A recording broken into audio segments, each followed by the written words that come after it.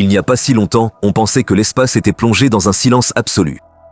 Un vide où il n'y a ni son, ni vibration, ni aucun signal, seulement le froid et le vide. Mais lorsque les sondes spatiales sont allées bien au-delà de notre système solaire, elles ont enregistré quelque chose qui ne devrait pas exister du tout. Une faible mais constante oscillation, des signaux électromagnétiques et des bruits étranges que les scientifiques n'ont d'abord même pas pu expliquer. Si auparavant nous pensions qu'au-delà de l'orbite de Pluton, il n'y avait que le vide, la mission Voyager a complètement détruit cette idée. 2 sondes identiques, lancées à seulement 16 jours d'intervalle, ont soudainement commencé à changer complètement notre vision de l'espace interstellaire.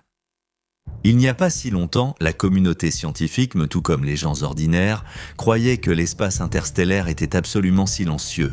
Là-bas, on n'entendrait absolument aucun son. Mais lors des dernières missions spatiales, il s'est avéré que ce n'était pas du tout le cas. Écoutez simplement les sons que la sonde Voyager 1 a enregistrés dans l'espace.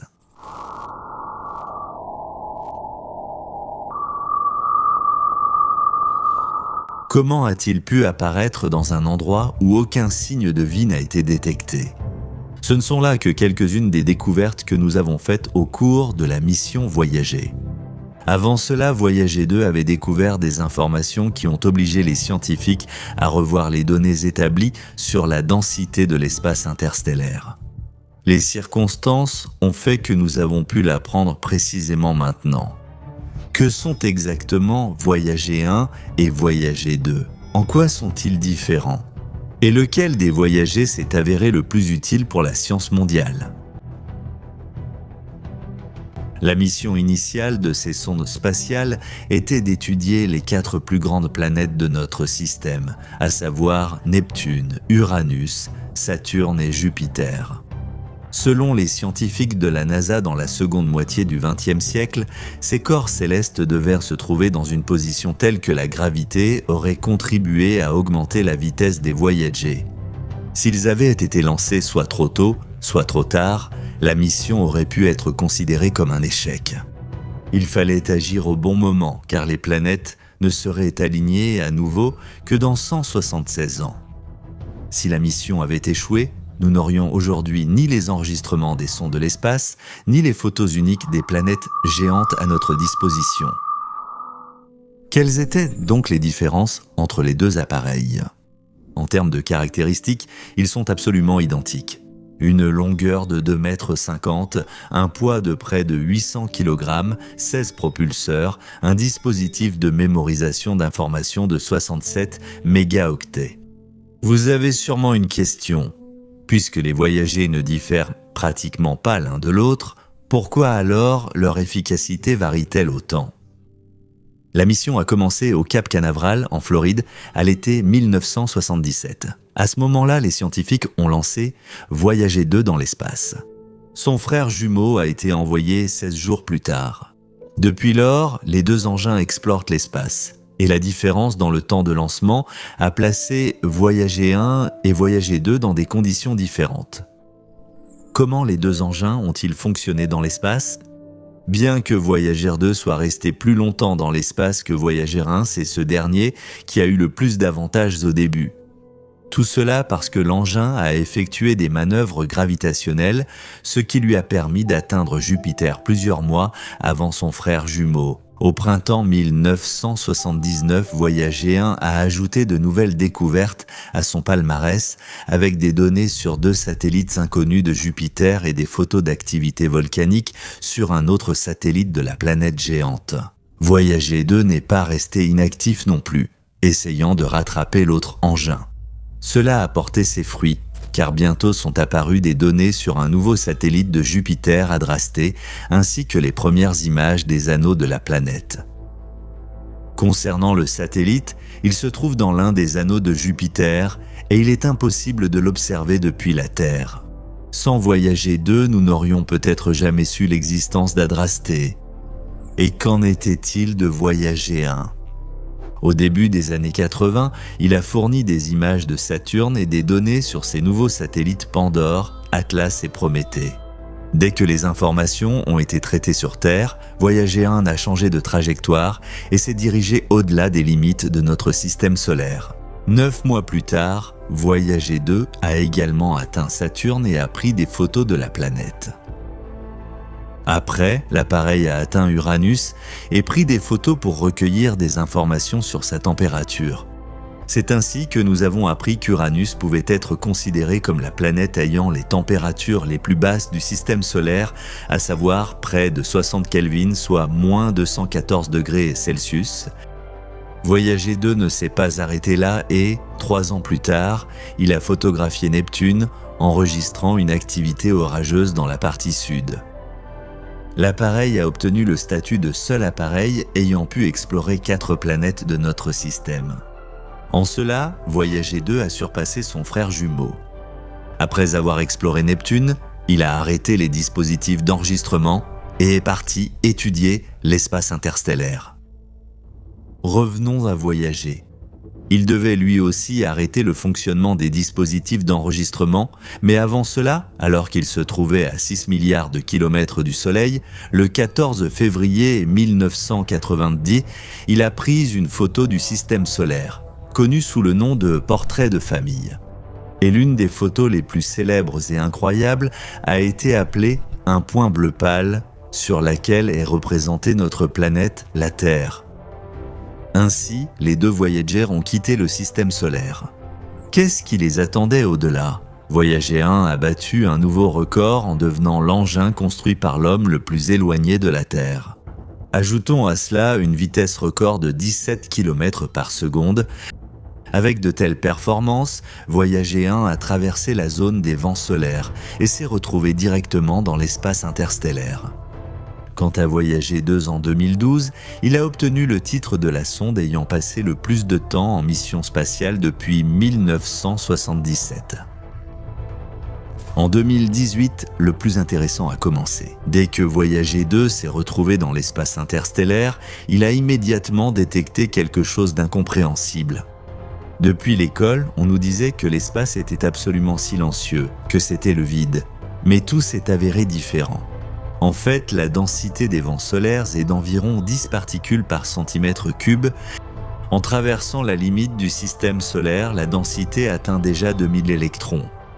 Cependant, lorsque Voyager 2 se trouvait déjà à une distance considérable du Soleil, soit près de 19 milliards de kilomètres, les capteurs ont enregistré une augmentation de la densité jusqu'à 0,12 électrons. Pour l'instant, les scientifiques ne sont pas encore prêts à nommer les causes précises de ce phénomène, mais avec de nouvelles données à venir, la situation pourrait changer radicalement. Accordons encore un peu d'attention à Voyager 1. Ces découvertes sont tout aussi intéressantes. Écoutez ce son.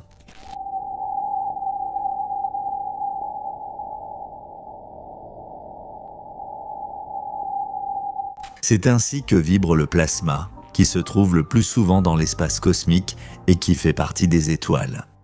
Un tel plasma apparaît lorsque le plasma du Soleil entre en collision avec l'espace interstellaire. Il n'y a rien d'extraordinaire à cela. Mais il y a 4 ans, en 2017, les instruments de Voyager 1 ont capté un signal faible, seulement 3 kHz, mais continu dans l'espace. Il a duré environ 3 ans. Pendant tout ce temps, Voyager 1 s'éloignait de plus en plus, mais la fréquence du signal restait la même. Et qu'est-ce qui va se passer ensuite ? Les sondes ne pourront plus jamais revenir sur Terre. Dans 40 000 ans, Voyager 1 passera tout près de l'étoile Gliese 445 qui se trouve dans la constellation de la Girafe et il continuera à voyager dans la voûte linéaire à la Lactée.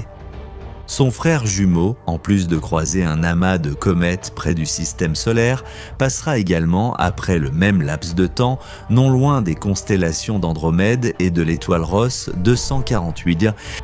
Ensuite, il se dirigera vers Sirius et la constellation du Grand Chien. Il est triste de réaliser que nous ne verrons certainement pas cela. Lorsque les réserves de carburant des voyagers seront épuisées, ils pourront tout de même continuer à voyager à travers l'univers. Mais ils ne pourront plus transmettre de données vers la Terre. À partir de 2034, nous ne pourrons plus rien apprendre sur Voyager 2 et à partir de 2040 sur Voyager 1. Voilà pour cette histoire. Alors, lequel de ces engins a été le plus réussi? Voici la réponse. On ne peut pas dire que voyager un ou deux soit meilleur, chacun s'est avéré utile à sa manière. Par exemple, le plus rapide était voyager 1 et le plus travailleur était voyager 2. L'imagerie orbitale a changé à jamais notre perception du monde qui nous entoure. Les images de la Terre depuis l'espace ont radicalement élargi notre compréhension du monde qui nous entoure. Elles ont permis de voir la vie à une échelle véritablement planétaire. Nous sommes désormais capables d'observer l'évolution au fil du temps de villes entières, de pays et d'écosystèmes. Chaque action de l'humanité a ses propres conséquences. Nous pouvons désormais les voir de nos propres yeux. Comment notre planète change? Et quelles découvertes nous pouvons faire en regardant notre monde à vol d'oiseau? Voici une petite ville dans le désert de Mojave, dans l'état du Nevada. En seulement 30 ans, ce petit village s'est transformé en une gigantesque métropole avec la vie nocturne la plus animée. Vous en avez tous entendu parler, c'est Las Vegas. Mais si vous regardez un peu plus à droite, vers le fleuve Colorado, vous remarquerez qu'il diminue de taille à mesure que la ville grandit. Pourquoi cela se produit-il? Les chercheurs de l'Université du Colorado pensent que le fleuve s'assèche à cause du changement climatique. Quoi qu'il en soit, selon les prévisions, elle continuera de diminuer chaque année de 11% jusqu'à disparaître complètement. Chaque jour, sous nos yeux, les villes grandissent et se développent plus vite que jamais dans toute notre histoire. Chaque semaine, environ 3 millions de personnes s'installent en ville. Si cette dynamique se maintient, selon les prévisions, d'ici 2050, 68% de la population mondiale vivra en ville. De plus, l'humanité ne fait pas qu'étendre ses mégapoles, elle modifie aussi le paysage de la planète selon ses besoins. Voici Dubaï, la plus grande ville des Émirats arabes unis. Sa croissance fulgurante est impressionnante. En seulement quelques décennies, il est passé d'un village désertique à l'une des villes les plus luxueuses et riches du monde. Les îles Palmes, construites ici artificiellement, sont appelées la 8e merveille du monde. Pendant la construction de ce projet luxueux, les ouvriers devaient chaque jour lutter contre les forces de la nature, car l'eau emportait sans relâche les pierres et le sable déposés pour la création de l'île. Pour protéger l'île Palme des effets destructeurs des vagues, on a même construit des brise-lames faits d'énormes blocs de sable et de pierres pesant environ 6 tonnes. Cependant, malgré tout ce luxe, de telles constructions inquiètent les écologistes. Pourquoi donc? En fait, de telles interventions dans l'environnement provoquent un véritable chaos pour les organismes marins et leurs habitats. De plus, elles détruisent les récifs coralliens dont se nourrissent les poissons. Et pourtant, dans un avenir proche, le progrès pourrait aller encore plus loin, et il se pourrait que des structures encore plus luxueuses apparaissent sur l'eau dans cette région. La croissance de la civilisation signifie que nous progressons avec succès. Mais quelles en sont les conséquences pour la nature? Plus notre industrie se développe, plus nous laissons de déchets derrière nous. Sur cette image, vous voyez le plus grand cimetière d'avions au milieu du désert de l'Arizona. Ici, il y a plus de 400 000 avions mis hors service. La valeur totale de tous ces biens dépasse 35 milliards de dollars. Des films célèbres comme Transformers et Harley-Davidson et l'homme au Santiago y ont été tournés. Et ici, sur le territoire du Bangladesh, vous pouvez voir un cimetière de navires, sur plus de 20 km le long de la côte. Et si vous vous déplacez au Koweït et que vous regardez cette zone depuis l'espace, elle ressemble à une étrange mosaïque noire. Qu'est-ce que c'est? Vous avez devant vous la plus grande décharge de pneus automobiles. Pour exister, nous exploitons toutes les ressources naturelles disponibles. Devant vous, le Chili. Au milieu du salar local, nous voyons apparaître des taches bleues. Ce sont des bassins d'évaporation où l'on extrait le lithium pour les batteries de téléphones portables. Et voici l'Allemagne.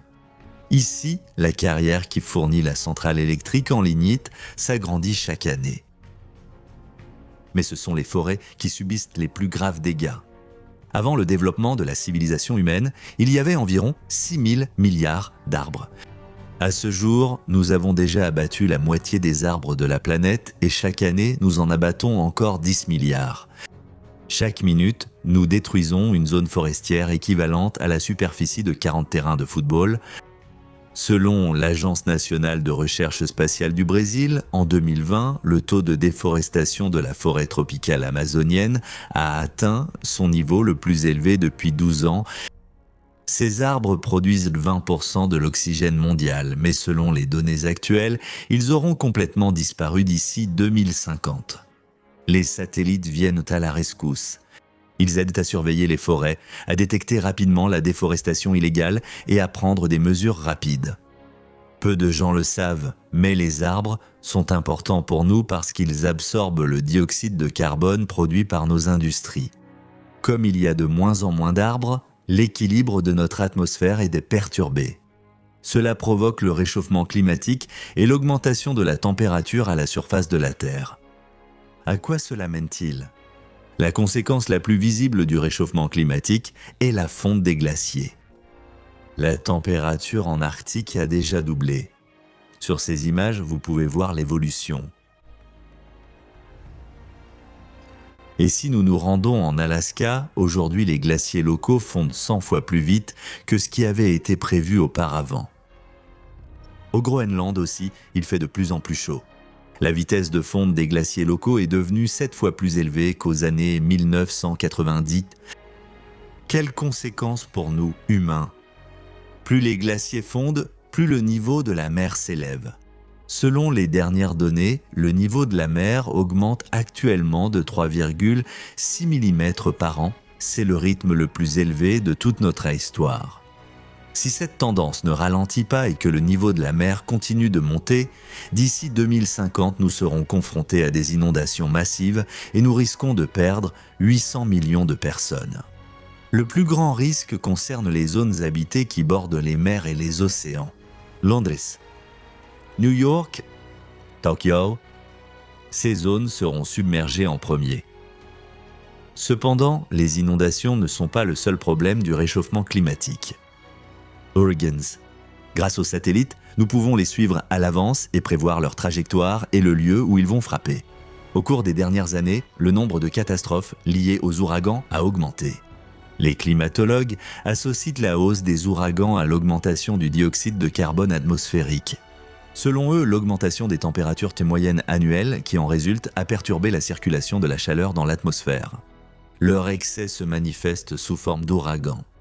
Tout cela indique que si nous ne commençons pas à lutter efficacement contre le réchauffement climatique, l'action destructrice des ouragans qui atteignent les continents touchera non seulement les zones côtières, mais aussi les régions éloignées de la mer. Le problème suivant lié au réchauffement climatique concerne les incendies massifs dans les forêts et les champs. Grâce aux images satellites prises de nuit, vous pouvez voir vous-même pourquoi ils se produisent. Chaque seconde, environ 50 éclairs frappent de la Terre. À mesure que le climat change, leur nombre augmente et les incendies qu'ils provoquent deviennent de plus en plus nombreux. Par exemple, l'incendie en Australie en 2020 qui a causé la mort d'environ 1 milliard d'animaux. Comment arrêter cette catastrophe ? Nous devons surveiller ces catastrophes à temps depuis l'espace et prendre rapidement toutes les mesures nécessaires. Bien que les incendies soient devenus un phénomène de masse partout sur la planète, les images satellites nous permettent d'observer la capacité étonnante de la nature à se régénérer. Sur ces images, vous pouvez voir comment de nouveaux arbres ont poussé à l'endroit de la forêt brûlée et toute la zone est redevenue verte en seulement 3 ans. La nature est capable de se régénérer d'elle-même. Il suffit d'arrêter de la détruire. C'est agréable de voir que l'humanité prend déjà des mesures. Différents projets de reboisement permettent de restaurer les zones déboisées. Par exemple, l'expérience de l'Éthiopie, où en seulement 7 ans, un désert brûlé a été transformé en une magnifique forêt verte. Et le projet de restauration à Madagascar a permis de rétablir des espèces rares d'arbres et des animaux en voie de disparition, comme les lémuriens, considérés comme le groupe de mammifères le plus menacé d'extinction au monde. Cependant, la restauration de la nature n'est pas la seule étape importante que nous avons franchie. Des sources d'énergie alternatives se répandent dans le monde entier, permettant de produire de l'électricité sans nuire à l'environnement. D'immenses parcs d'éoliennes, visibles depuis l'espace, produisent de l'énergie bon marché sans nuire à l'écosystème environnant. Et la puissance des parcs solaires peut dépasser celle des centrales nucléaires dangereuses. Comment cela est-il possible ? Voici la plus grande centrale solaire du monde, le parc solaire Benben en Égypte, à la lisière du désert du Sahara. La puissance de cette centrale est de 1800 MW, soit 80 de plus que celle du réacteur qui a explosé à la centrale nucléaire de Tchernobyl et a libéré dans l'atmosphère de la planète une quantité monstrueuse de substances radioactives. Il me semble que cette comparaison à elle seule devrait vous convaincre en faveur de l'énergie solaire, car le parc solaire Benben n'explosera jamais. Une superficie de 37 km² est entièrement couverte de 6 millions de modules photovoltaïques. Mais réfléchissez-y, la superficie du Sahara brûlant est de 9 millions de km², c'est presque la taille de pays comme les États-Unis ou la Chine. On pourrait facilement y installer 240 000 parcs de ce type. Amin Al-Abebe, professeur à l'université de Nottingham-Trent, est convaincu que le désert du Sahara à lui seul peut fournir un volume d'électricité propre 7000 fois supérieur aux besoins de toute l'Europe et peut facilement couvrir, avec une large marge, la consommation énergétique de toute l'humanité. De plus, certains calculs montrent que le désert du Sahara pourrait se transformer en une vallée verte et fleurie, car une partie de l'énergie du soleil brûlant et accablant n'atteindrait plus la surface.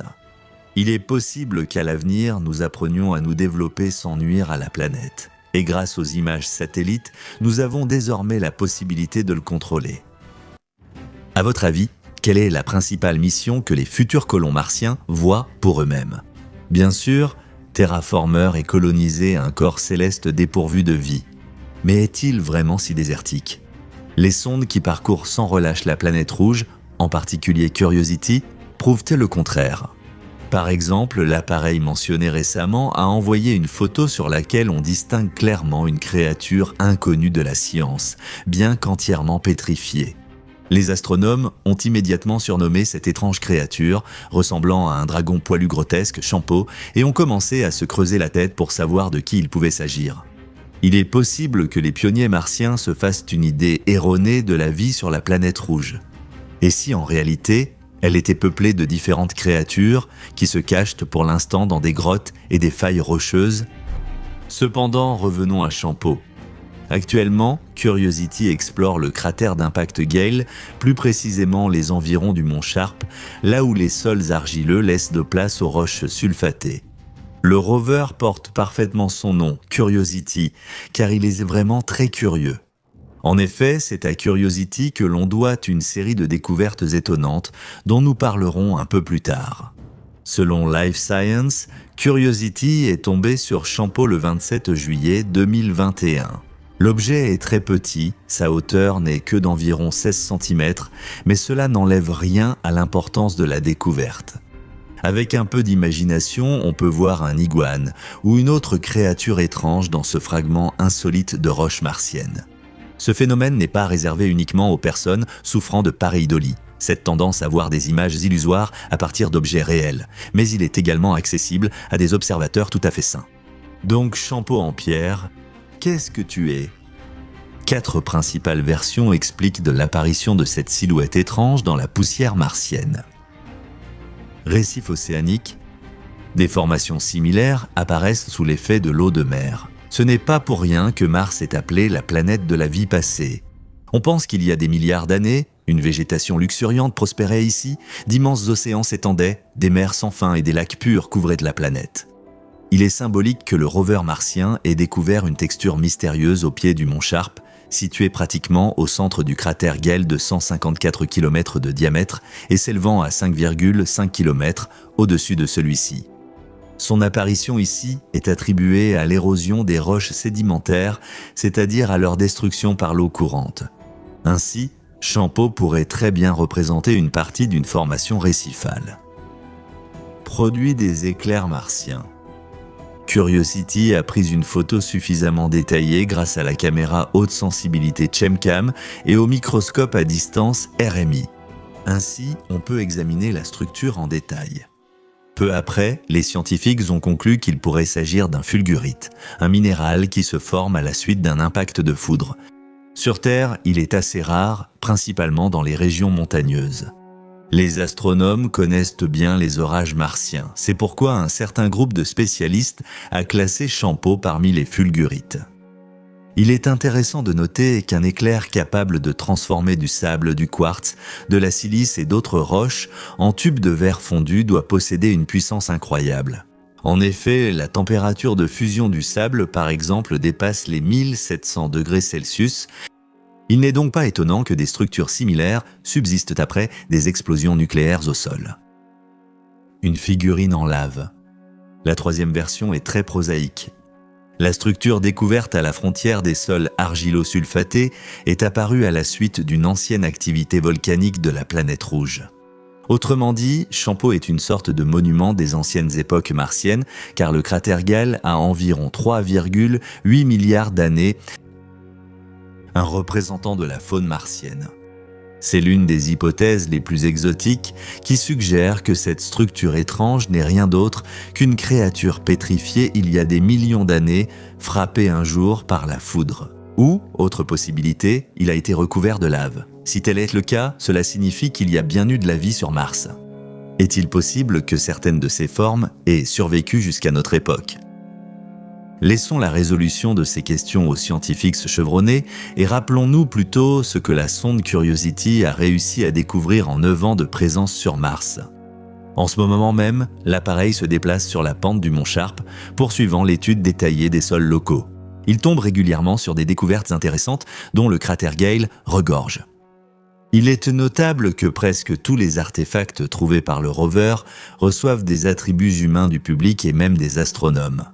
Souvenez-vous de la pareidolie et du visage légendaire appelé le sphinx martien que Viking en a photographié en 1976. En règle générale, les illusions ne correspondent pas à la réalité.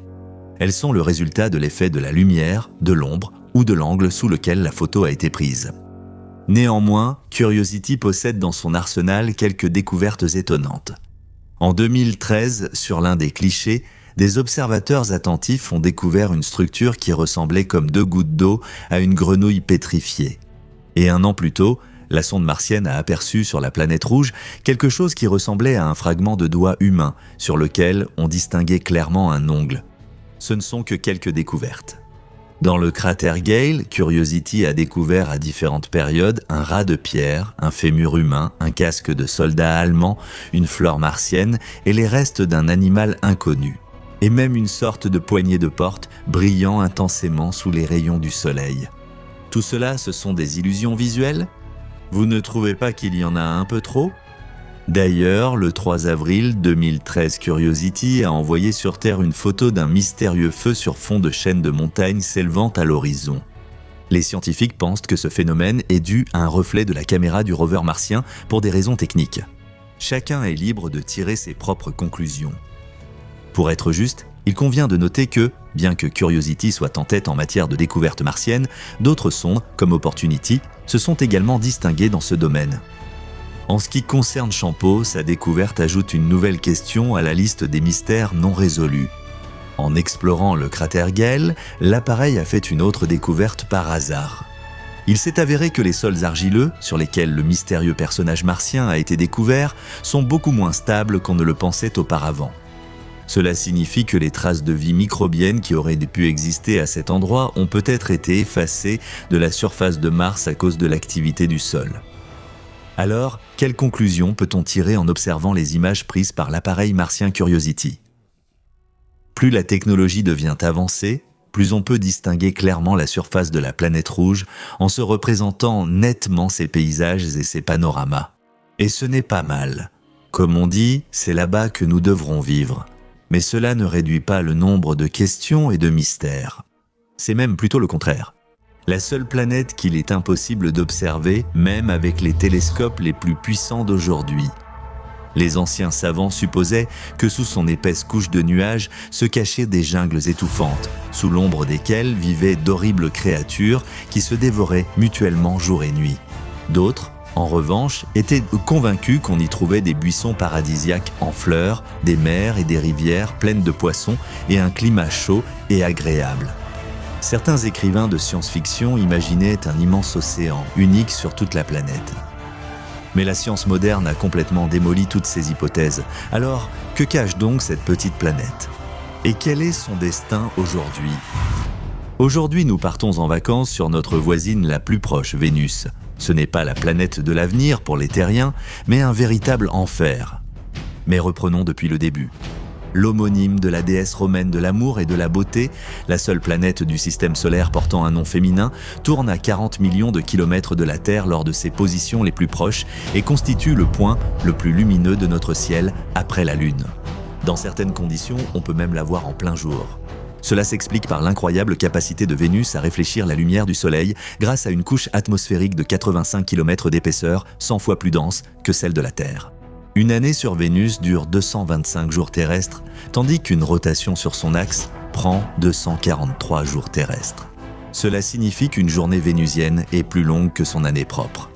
La planète tourne dans le sens inverse, ce qui la rend similaire à Uranus et Pluton, bien que l'inclinaison de son axe soit pratiquement perpendiculaire à son orbite, contrairement à ces objets qui tournent littéralement couchés sur le côté. Le diamètre de Vénus est proche de celui de la Terre, mais sa rotation très lente l'empêche d'avoir un champ magnétique.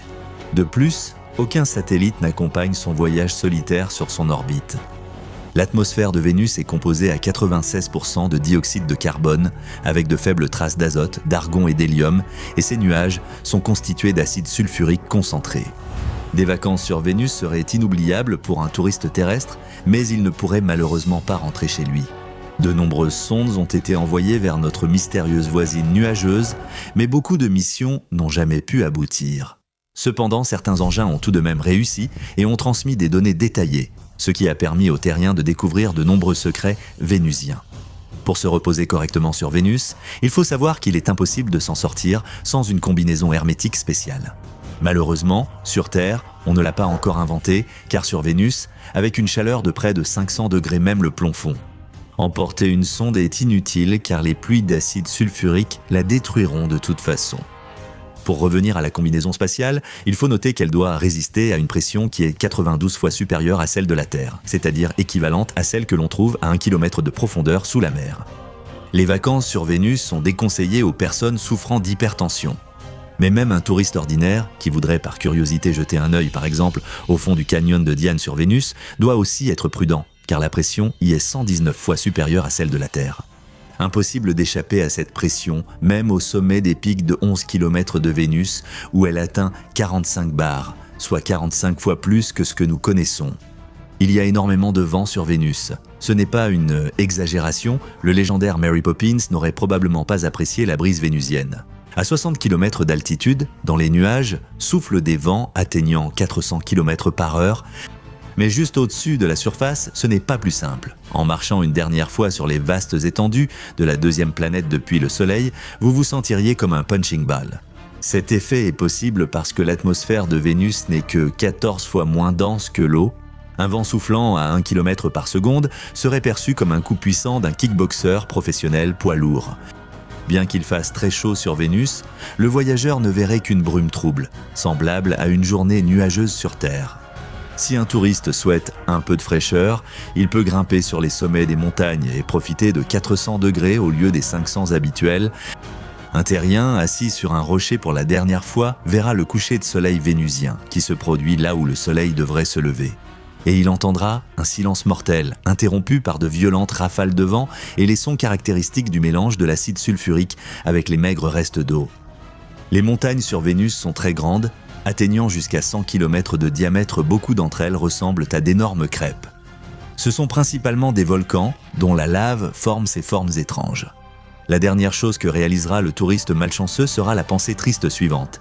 Il meurt sur une planète éloignée de la Terre, qui continuera seul son voyage pendant encore des milliards d'années, après que l'acide corrosif aura dissous le malheureux, que l'énorme pression l'aura écrasé, et que tout cela sera dispersé par un vent monstrueux. Heureusement, ce ne sont que nos spéculations basées sur des faits réels. Mais qui sait, peut-être que les progrès techniques permettront à nos descendants de passer leurs vacances sur les planètes du système solaire et que les sorties spatiales deviendront courantes. C'est pourquoi n'oubliez pas de regarder les épisodes précédents, tout aussi passionnants, de voyager virtuellement à travers les planètes et leurs satellites avec la chaîne Hubble et d'évaluer notre travail avec d'énormes likes ou dislikes. Nous nous améliorons pour vous. Bonne chance, bon voyage, abonne-toi.